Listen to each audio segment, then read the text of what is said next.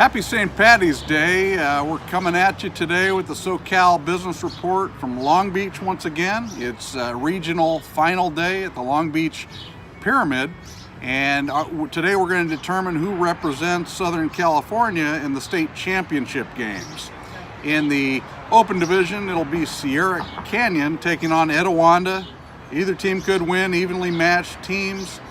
In the Division 1, it's St. John Bosco against Chino Hills.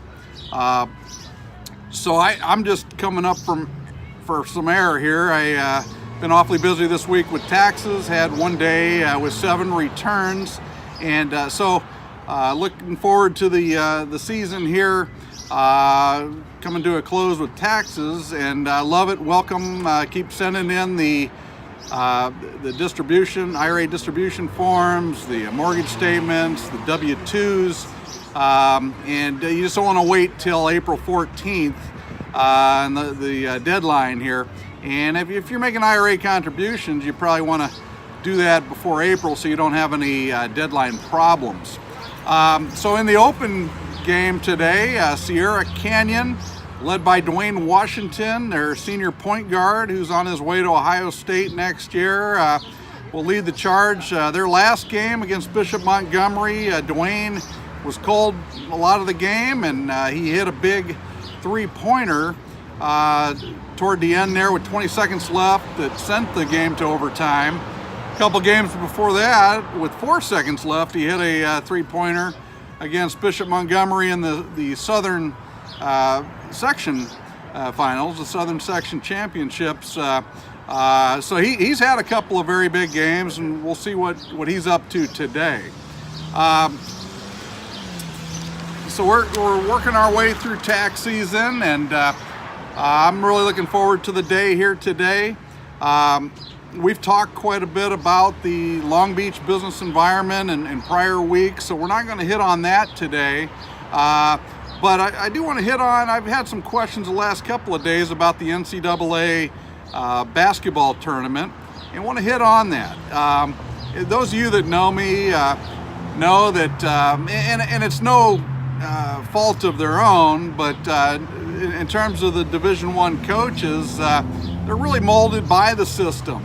And a lot of people started off as very good people, good guys, and the system just molds them through the years to the point where, not all, but a good number of those that reach the Final Four, that win a national championship, in my opinion, are near or are sociopaths.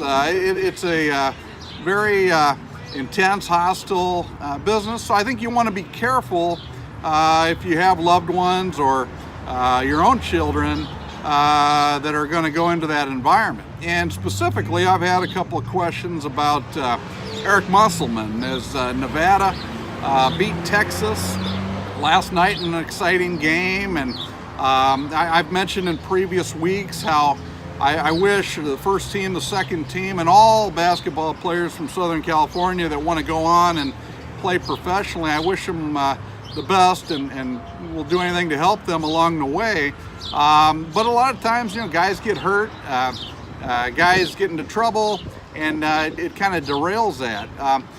So anyway, back to Nevada. We had a player from Southern California a few years ago who is at Nevada, Lindsey Drew from Fairfax High School, and I loved his length, loved his energy. Quite frankly, I thought he should have gone to prep school out of high school to work on his left hand, but he's done very good at Nevada.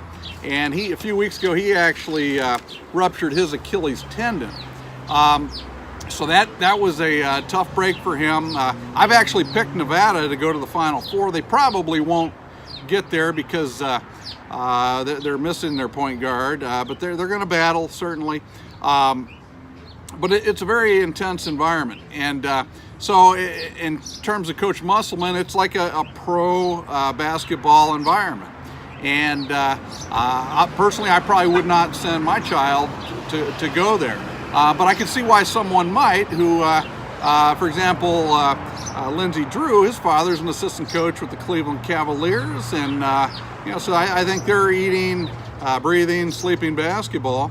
And I'll give you an example of what I'm getting at. I had a good friend, and those of you from Ohio may remember Scooter Taylor, who played basketball at Walsh Jesuit High School. He was an assistant coach years and years ago at a semi-pro team in Florida for Coach Musselman. And one night, Coach Musselman called Scooter, asked him to call one of the players on the team. They hung up the phone. It wasn't 10 seconds later. He calls him back and says, "Scooter, did you call him?" And so those of you that remember Scooter, well, it didn't end well there. At the end, there was actually a day in the office where Scooter had Coach Musselman in a headlock, and so you can imagine how that ended. But anyhow, and I also want to mention Scooter did pass away at well too young in a car accident several years ago. But so anyway, that experience, I wanted to relay that. It's very intense with this coach. And that said, if he has 10 years at Nevada, I think Nevada will go to a Final Four eventually. In terms of Lindsey, well, he had this major injury, but he has all the best tools at his disposal. His father helped facilitate a phone call to Chauncey Billups, who ruptured his Achilles tendon at one point. Also, Coach Lou, Tyronn Lue from the Cavaliers, spoke with Lindsey, and Dr. Richard Furkel, who also did DeMarcus Cousins' Achilles tendon, did the surgery for Lindsey. So we'll see how that turns out. And anyhow, getting back to the current day, this will be an exciting day today. Onyeka Okongwu from Chino Hills will be out there today. They're actually rated, their seed is 6, so they're not as high of a seed in this game. St. John Bosco did drop down from the open division in the southern section. In the state tournament here, they're Division 1, so it'll be a challenge certainly for Chino Hills, and we'll see how it turns out. That's pretty much it for now. We're going to be seeing some future NBA players today from the Pyramid. There'll be some women's games as well, and I'll look forward to reporting on what happened at the end of the day. Have a great St. Paddy's Day.